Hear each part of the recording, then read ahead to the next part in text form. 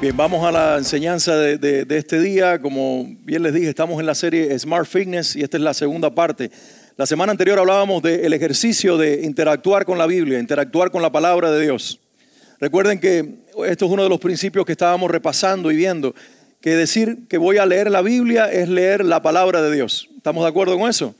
Cuando decimos, Señor, yo quiero que tú me hables, dice el apóstol Pedro, esta es la palabra profética más segura. A través de ella, Dios te dirá lo que quizás no pueda decirte de otra manera. El pueblo de Dios puede también afirmar eso con un amén. Pero hoy vamos al segundo mensaje, a la segunda enseñanza, y hoy quiero que nosotros entremos en otro ejercicio espiritual que Dios nos regaló. El Señor nos ha regalado este ejercicio para crecer en nuestra relación e intimidad con Él, y es la oración. Alguien diga conmigo, oración. Oración en sí, a veces lo complicamos mucho y hay personas que dicen, bueno, para mí es difícil orar. Y yo entiendo que cuando uno entra en la vida cristiana y da los primeros pasos, es un poquito difícil entender cuál es esta dinámica de orar. Pero para hacerlo muy sencillo, orar es vaciar el corazón delante de Dios. No hay palabras específicas, no hay que aprender lo que otros dicen, no hay que usar determinados criterios, sino que orar es vaciar el corazón en una conversación que sea honesta y a la vez necesaria. Así que yo creo que esos son dos ingredientes que debemos incluir en nuestra vida de oración, que sea honesta. Pueden decirlo conmigo un momento para que se nos quede grabado, honesta. Es decir, que seamos muy sinceros, muy transparentes con Dios, que no lo ocultemos nada y a la vez que entendamos que es necesaria. ¿Por qué? Porque la relación con Dios crece en la medida que Él nos habla y en la medida que nosotros le hablamos. Y de esa manera entonces se crea una dinámica poderosa. Charles Spurgeon, que fue un predicador conocidísimo, siglo XIX, él decía, prefiero enseñar a un hombre a orar que a 10 hombres a predicar. Y esto me llama la atención porque Charles Spurgeon no es conocido como el príncipe de los oradores o de los que oraba, sino como el príncipe de los predicadores. El distintivo de él fue la predicación, pero sin embargo él decía, yo prefiero enseñar a un hombre a que ore, a 10 a predicar, porque entendía el poder oculto e invisible de la oración. Su hermano, no recuerdo ahora exactamente su nombre, pero su hermano oraba debajo de la plataforma en el tabernáculo de Londres, que era donde estaba su iglesia. Habían hecho un basement, un sótano, y debajo de ese sótano, y el piso era de madera como este, estaba su hermano con un grupo orando mientras Charles Spurgeon predicaba. Y cuando él veía que la situación se ponía intensa porque tenía detractores y tenía personas que estaban en contra de la prédica firme y poderosa de Charles Spurgeon, él zapateaba en la plataforma y el hermano sabía que arriba había guerra, había que empezar abajo a guerrear con Dios para traer victoria. Y la victoria vino. Así que la oración es poderosa, no solo porque Charles Spurgeon lo dijo, porque la Biblia lo dice. Te quiero dejar un par de declaraciones que la Biblia da con respecto a esto. La primera muy conocida, Jeremías 33:3. Lo digo primero en la versión del 60, que la mayoría debemos conocer. Dice, clama a mí y yo te responderé y te enseñaré cosas grandes y ocultas que tú no conoces. Miren la versión viviente, cómo lo dice.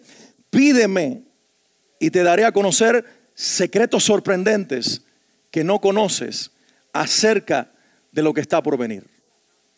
Pídeme y te daré a conocer secretos sorprendentes que no conoces acerca de lo que está por venir. Es decir, que el factor fe está incluido en la oración. Cuando tú oras, antes que venga la respuesta física, lo primero que viene es la certeza de la fe. ¿Escuchaste? Y si lo has practicado, te has dado cuenta, oraste y oraste y oraste, pero en un momento de esa petición continua que has tenido delante de Dios, Él pone paz en tu corazón porque todavía no está resuelto afuera, pero ya se resolvió adentro.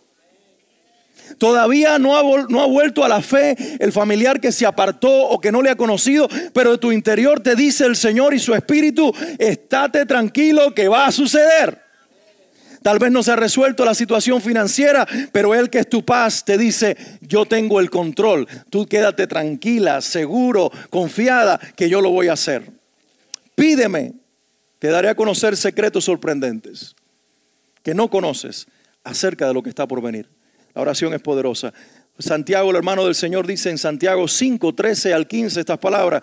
Alguno de ustedes, si leo la versión nuevamente, la traducción viviente, dice, ¿alguno de ustedes está pasando por dificultades? Pues ore, dice Santiago. ¿Alguno está feliz? Cante alabanzas. ¿Alguno está enfermo? Que llame a los ancianos de la iglesia, que aquí se puede traducir como pastores, como líderes, como hermanos que ejercen un liderazgo y tienen unción y respaldo de Dios. Dice que llame a los ancianos de la iglesia para que vengan. ¿A qué? Dice, y oren por él y lo unjan con aceite en el nombre del Señor. Y aquí viene una declaración que afirma el poder de la oración. Dice, una oración ofrecida con fe sanará al enfermo y el Señor hará que se recupere. Y si ha cometido pecados, será perdonado. Así de poderosa es la oración. Ahora entiende este principio que te voy a dar, que está brotando de esta enseñanza de Santiago en los versículos que acabo de leer. La oración tiene que tener a una persona con una fe correcta que dirija una oración a la persona también correcta. En el mundo, muchas personas practican la oración, pero oran como tirando piedras al azar. Le oran a las estrellas, hablan con la energía, le piden a cualquiera a ver quién está despierto y le responde.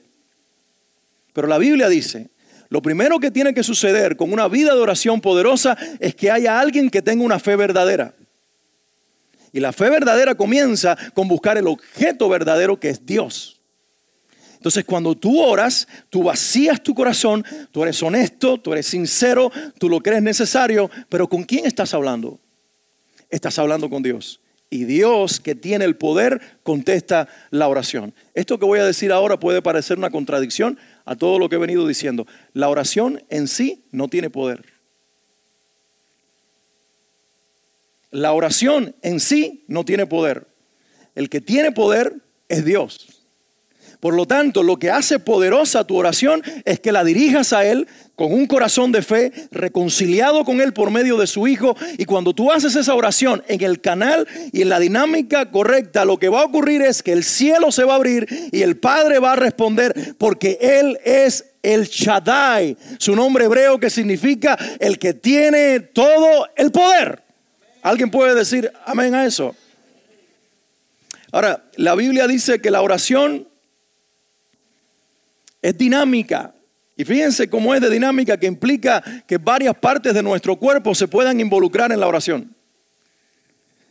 Primera Timoteo capítulo 2, versículo 8 dice que oremos involucrando nuestras manos o nuestros brazos.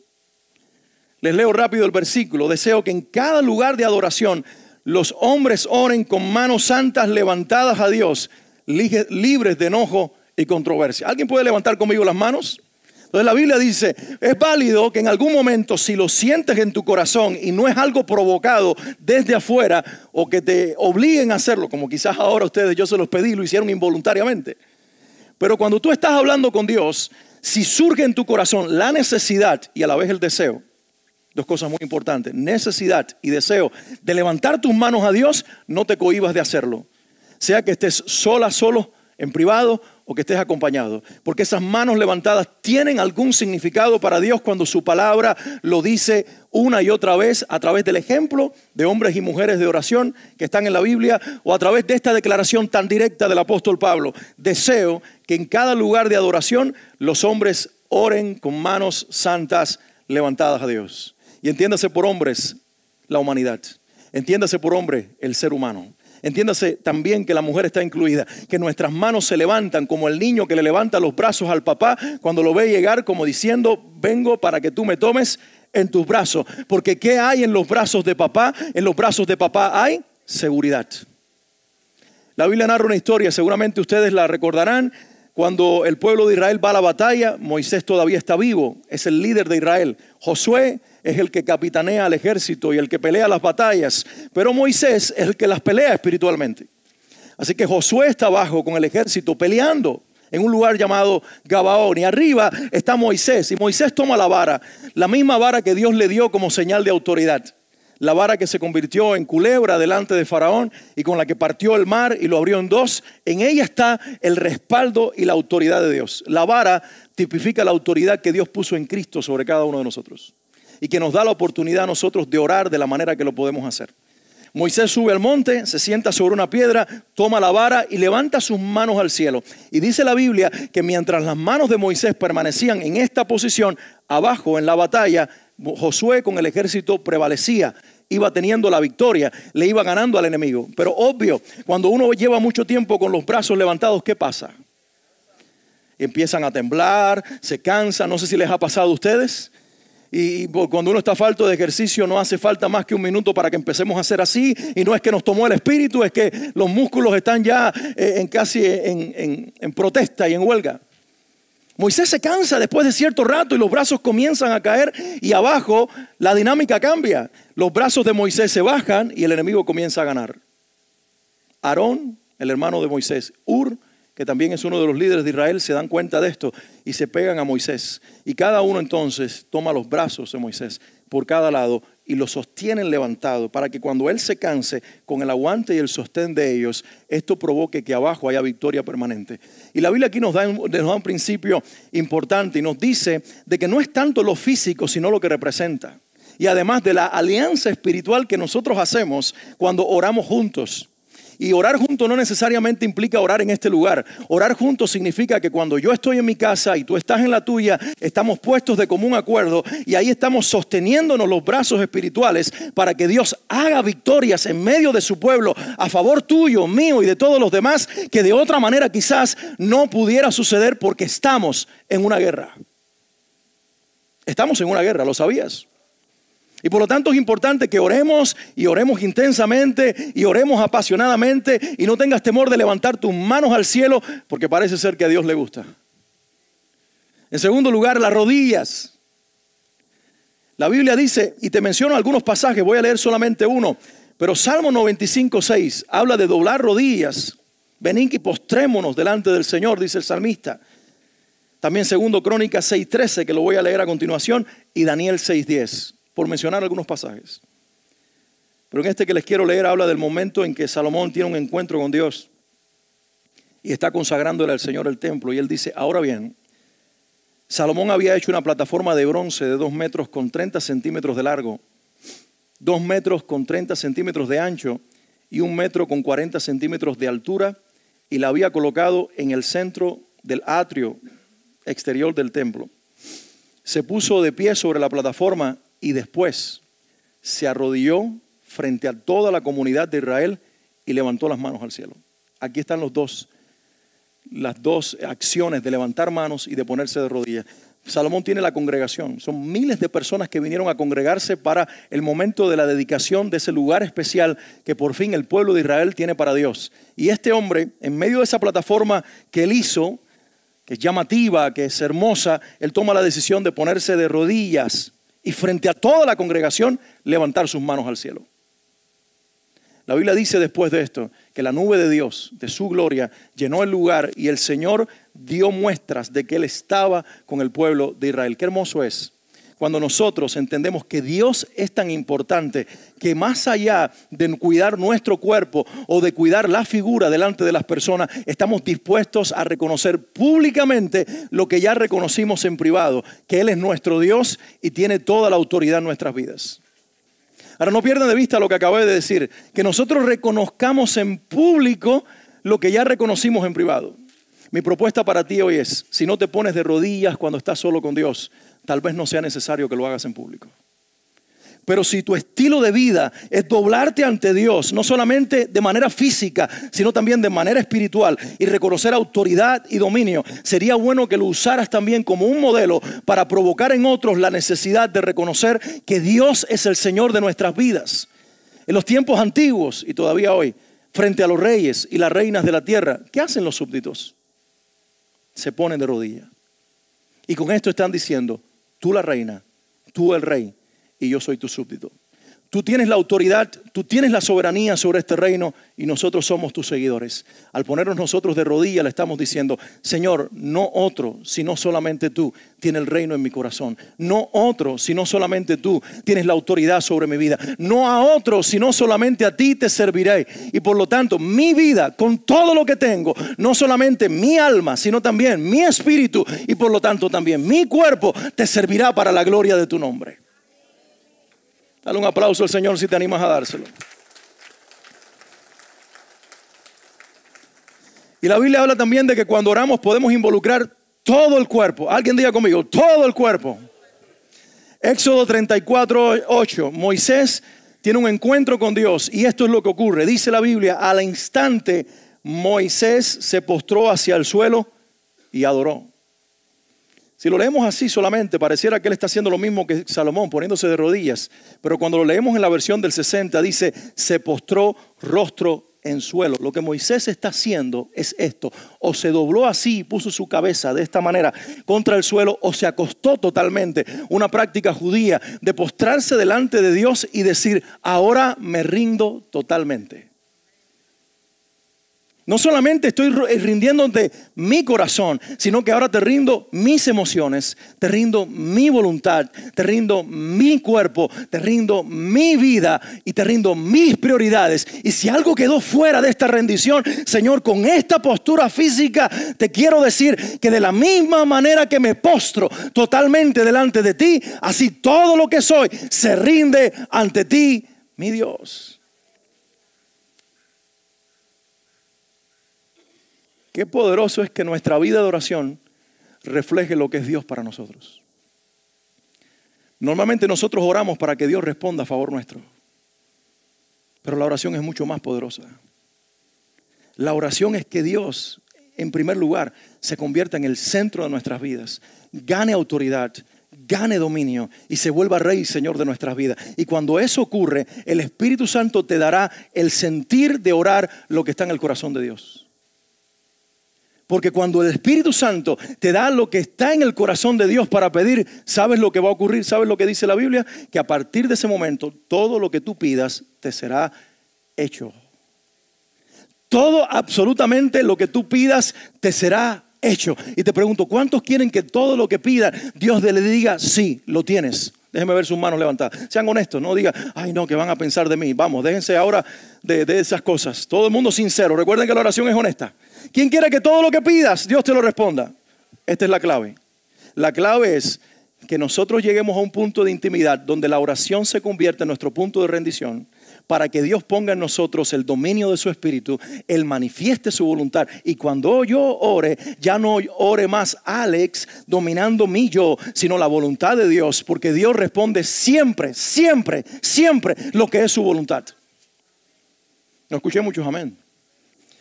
Pero si tú entendieras lo que la Biblia dice, que la voluntad de Dios es buena, agradable y perfecta, cuando yo te digo que Dios siempre, siempre responde de acuerdo a su voluntad, tú sabrás que Él estará respondiendo algo bueno, agradable y perfecto. ¿Alguien puede decir amén?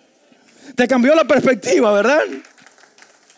Porque su voluntad es buena, agradable y perfecta. Por lo tanto, nosotros debemos movernos de pedir insistentemente lo que yo quiero para postrarme y rendirme ante Él, para que Él me muestre qué es lo que Él quiere que yo pida, porque eso traerá lo bueno, lo agradable y lo perfecto de Dios a mi vida y a la de los demás. El pueblo de Dios debe decir amén y darle un aplauso al Señor. Ok. Quiero dejarte hoy 5 sugerencias a la hora de tener una vida de oración. ¿Están listos para anotarlas? Si tienen ahí la oportunidad de tomar notas. La primera sugerencia, descubrir nuestra personalidad de oración. Lo primero que debemos hacer es, ¿cuál es nuestra personalidad de oración? Yo no sé si esa expresión está etiquetada, pero la voy a usar así, personalidad de oración. ¿A qué me estoy refiriendo? Permítame usar 2 frases que se le atribuyen a 2 hombres de Dios, 2 teólogos, 2 predicadores. Uno, un reformador, el otro un evangelista. Martín Lutero decía, estoy tan ocupado hoy que pasaré 3 horas en oración. Normalmente dicen los que estudian su vida que él oraba todos los días 2 horas. Siendo honestos, ¿a quién le cuesta orar 10 minutos? Los primeros 10 minutos de oración son difíciles porque te aparece en la mente el pariente que hace años te habías olvidado de él. Y estás tratando de hablar con Dios y tú dices, ¿y qué será de la vida de Pepe? ¿No te ha pasado? ¿Y el fogón estará encendido? Dejé el carro prendido en el parqueo. Ay, ¿por qué me duele tanto aquí? Ay, qué sueño. ¿Te ha pasado a ustedes? Si tú logras vencer esos primeros 10 minutos, pasarás los otros 10 minutos de oración con más libertad, porque el cuerpo va a poner resistencia y no necesariamente creo que sea Satanás. Creo que muchas veces somos nosotros. Entonces, pero Martín Lutero creó un hábito y una cultura de oración y tenía una personalidad que le permitía orar todos los días 2 horas. Y cuando estaba muy ocupado, oraba 3. Eso es difícil.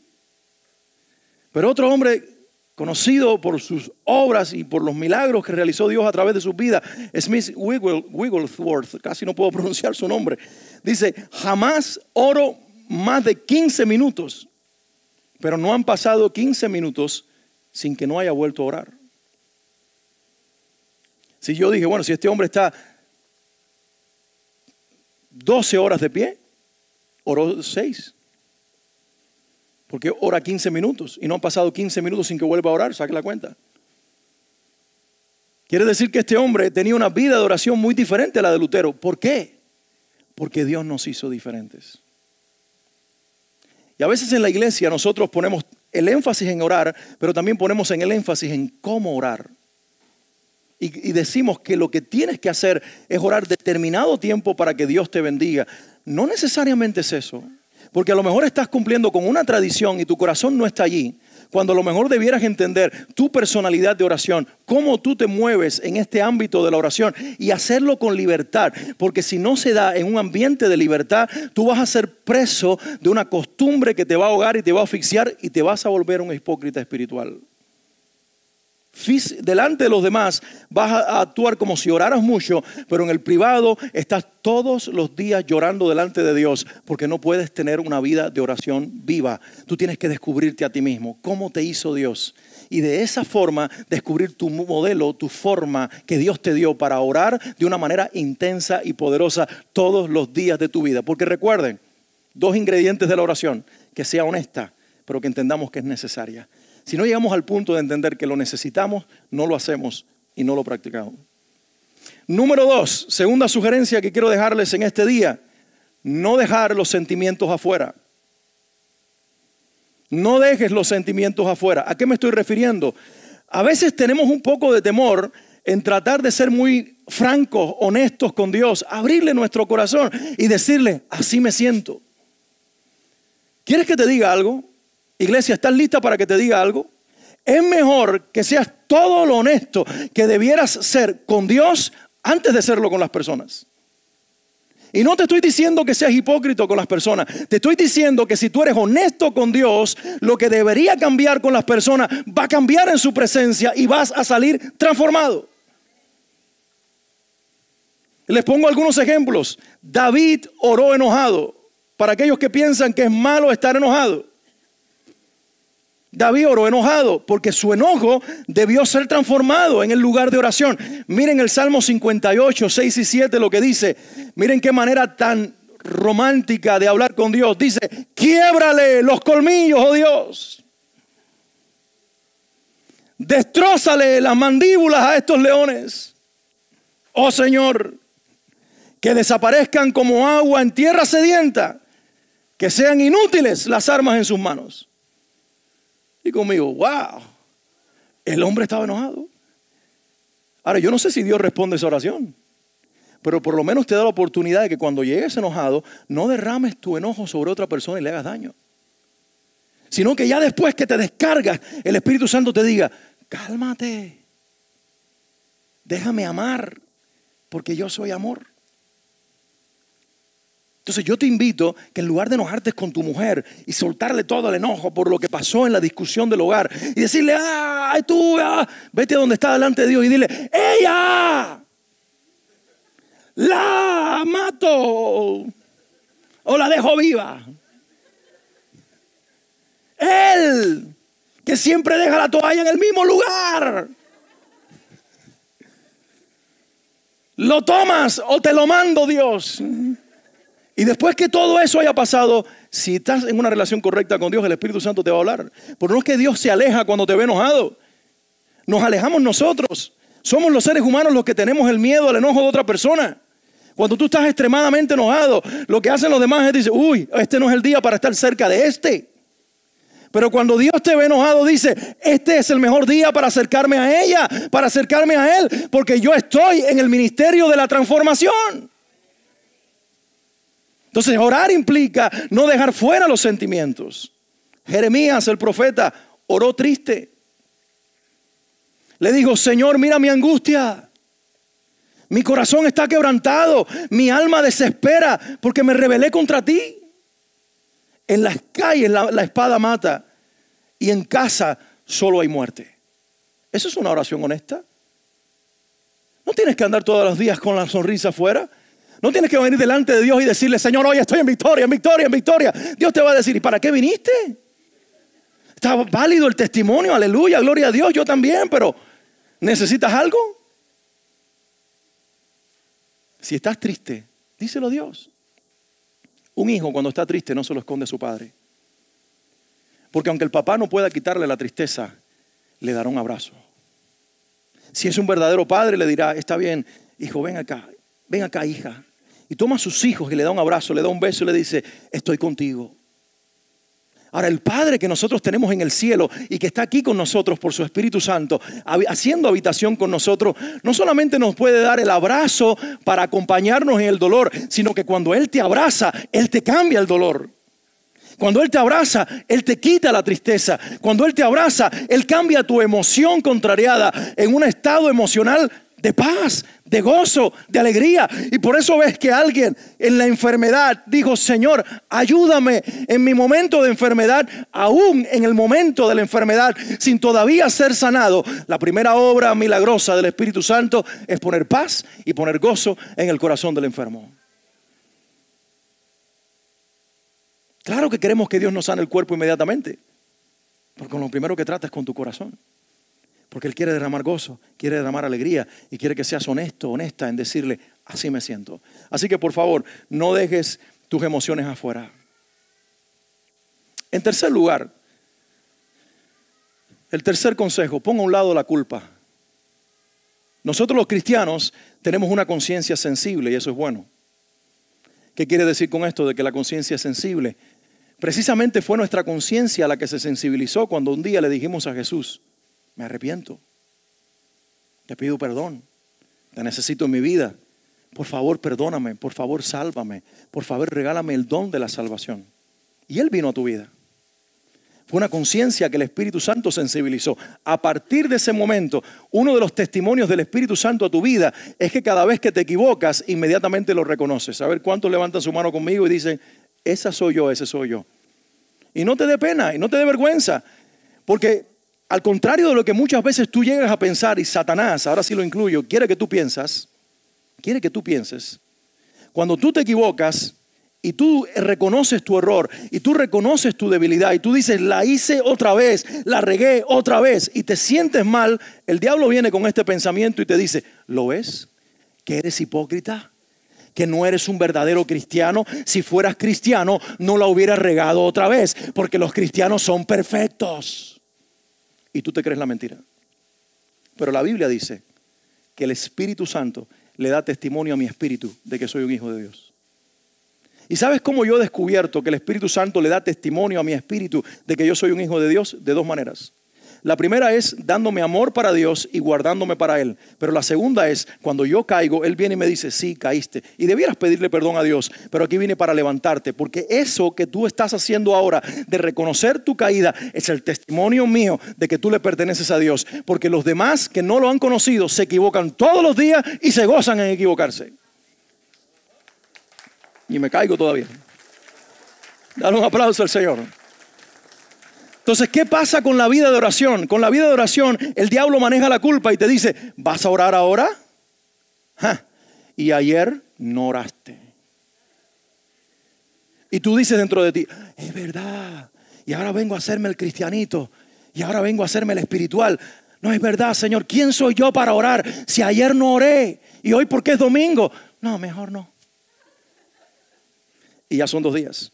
El primero fue por un descuido, por un olvido, por una agenda ocupada. El segundo fue por acusación. Y al tercer día te viene el impulso para orar y viene el pensamiento. No lo deberías hacer porque ya son 2 días.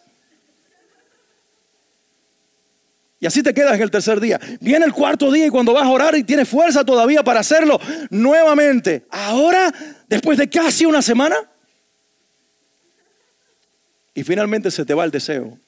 porque dejas de creer que Dios quiere escucharte porque hace mucho que no oras. Pero escúchame, lo que no entendemos es que un padre a cuyo hijo no lo ha llamado por mucho tiempo, el día que oye la llamada y ve que su hijo lo está llamando y dice, hello, no para de contestar esa llamada, porque aunque han pasado semanas, han pasado meses o tal vez años, el que lo está llamando es tan importante para él que no dejará descuidar esa llamada porque quiere escuchar la voz de su hijo. ¿Cuánto más tu Padre? ¿Cuánto más Dios?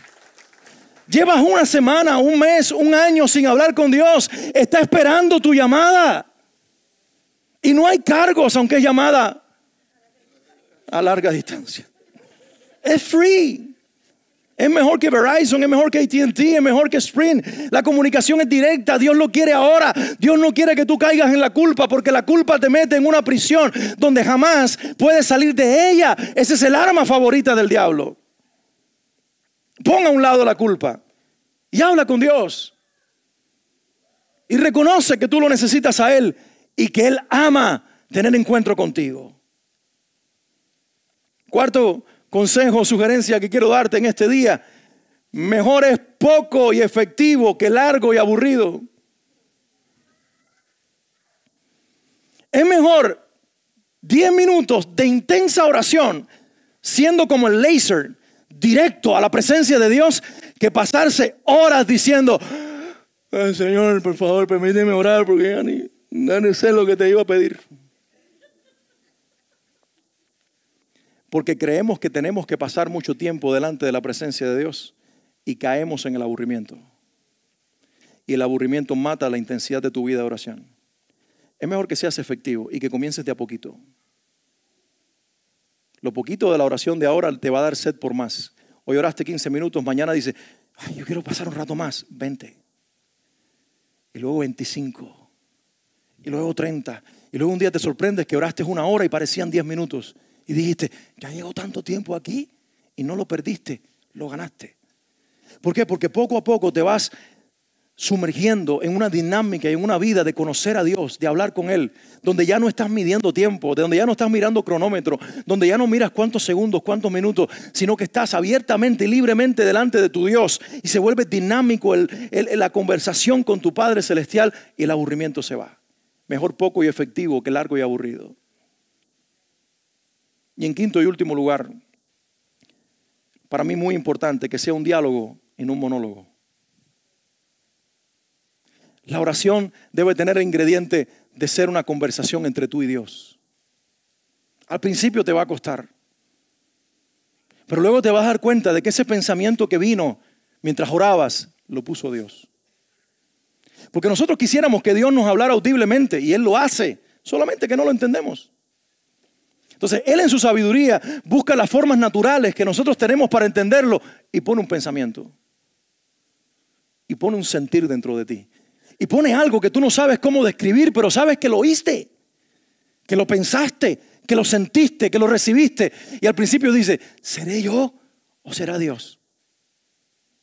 Pero luego comienzas a acostumbrarte a esa manera única de Dios hablarte a ti. Porque como tú eres tan única y tú eres tan único, Dios nos habla a nosotros de manera específica. Entonces comienzas no solamente a disfrutar el tiempo que tú le hablas, sino a dedicarles unos minutos para que Él te hable. Y a lo mejor te trae a la memoria un texto de la Biblia y cuando vas allí es la respuesta a lo que tú estabas pidiendo. Y comienza Dios a tener una dinámica contigo donde muchas de estas cosas comienzan a suceder. Miren lo que la Biblia dice en el Salmo 32. David comienza él hablando con Dios y dice, por esto orará a ti todo santo en el tiempo en que pueda ser hallado. Ciertamente en la inundación de muchas aguas no llegarán a él. Tú eres mi refugio. Tú me guardarás en la angustia. Con cánticos de liberación me rodearás. ¿Quién está ahí hasta ese momento orando? El rey David. Pero si ustedes van a su Biblia, al Salmo 32, versículos 6 al 8, cuando llega estas palabras que dice, con cánticos de liberación me rodearás. Que por cierto, David aquí está diciendo, tú vas a cantar libertad sobre mí. Poderoso. Los teólogos se debatieron mucho tiempo si Dios podía cantar. Se inventó la música. Si puso dones musicales, es el ser más musical del universo. Y dice David, con cánticos de liberación me rodearás. En mi angustia, cuando la inundación de las aguas, de los problemas, de las luchas parecieran que van a hacerme sucumbir, no llegarán a mí, porque tú comenzarás a levantar un cántico de libertad sobre mi vida. Todavía Dios canta sobre la cama del enfermo. Dios canta sobre el matrimonio separado, sobre los hijos rebeldes, sobre el problema de tu vida. Tú clamas a Él y Él responde en canción, porque en su música y en su letra hay poder para levantar tu vida de las luchas que tú enfrentas. Pero escucha esto. Si tú fueras ahora conmigo a la Biblia y dice Shelah, que es un término hebreo que significa pausa. Era un momento en que hacían pausa los músicos, porque esta es una canción de Israel. Era un momento de silencio. Y miren lo que sigue después. David está hablando él, pero miren ahora la dinámica de estas palabras. Te haré entender y te enseñaré el camino en que debes andar. Sobre ti fijaré mis ojos. ¿Saben quién está hablando aquí? Está hablando Dios. David escuchó la letra del cántico de liberación del Señor y la incluyó en su salmo. Te haré entender y te enseñaré el camino en que debes andar. Sobre ti fijaré mis ojos. Si tú eres como David y como yo, a veces en la vida, en ciertos momentos, nos sentimos que estamos ciegos, que no sabemos cuál es el próximo paso que dar. No sabemos en qué dirección ir. Nos va a pasar a todos en algún momento. Vamos a tener bifurcaciones, encrucijadas, situaciones con las que no sabemos lidiar. Pero dice el Señor, en medio de esas situaciones que parecieran mares en los cuales tú te vas a hundir, levanto mi canción y esto es lo que te digo. Tranquilo. Te haré entender y te enseñaré mi camino en el que tú debes andar. Y ahora viene algo hermoso. Sobre ti fijaré mis ojos. El Señor está diciéndole, yo fijo mis ojos sobre ti. Dios quiere que lleguemos a esa dinámica de la vida en oración, donde mientras oramos y le abrimos el corazón a Dios y vaciamos lo que está dentro y le manifestamos nuestros temores, por el Espíritu Santo que vive en nosotros, le escuchemos a Él decirnos lo que Él tiene para cantarnos. Saben, cuando mis hijos estaban más pequeños y había noches de fiebre o de intranquilidad, recuerdo a Michi que se levantaba a 2 de la mañana y no quería dormirse. Tratábamos de solucionarlo a veces con Barney, pero a veces Barney no se solucionaba. Y yo recuerdo que a veces la tomaba en mis brazos y le intentaba cantar una canción. La oración de Aarón. El Señor te bendiga y te guarde. El Señor haga resplandecer tu rostro sobre ti. El Señor tenga de ti misericordia y te dé su paz desde ahora y para siempre. Yo se le iba cantando la letra de esta oración sacerdotal. Y en la medida que iba cantando, aquella niña alterada iba entrando en paz. Iba entrando en paz. Y se quedaba dormida. La palabra de Dios, el cántico del Padre, desafinado y todo. Pero el cántico de papá provocaba paz. Recuerdo a Isaac le cantaba Noche de Paz. Es decir, como tú eres un Christmas baby, nació el 29 de diciembre. Noche de paz, noche de amor. Y aquel todo alterado. Y yo seguía cantando Noche de Paz. Y de momento se rendía. Todavía se lo canto a veces y hace.